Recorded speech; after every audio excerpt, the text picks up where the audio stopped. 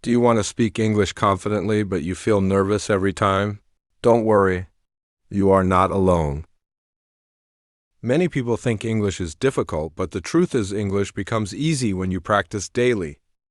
You don't need perfect grammar. You only need confidence and consistency. Start with simple sentences. For example,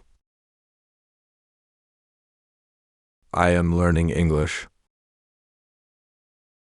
I want to improve my speaking. I practice every day. Speak slowly. Mistakes are normal. Even native speakers make mistakes, so why are you afraid? Listen carefully. Repeat what you hear.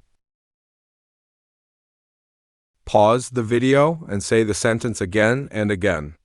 Remember one thing. English is a skill, not magic. The more you use it, the better you become. Don't wait for the perfect time. Don't wait to feel confident. Confidence comes after practice, not before. So start today. Speak today. Make mistakes today. Because one day you will look back and say, yes, I can speak English confidently. Keep learning. Keep practicing. And never give up.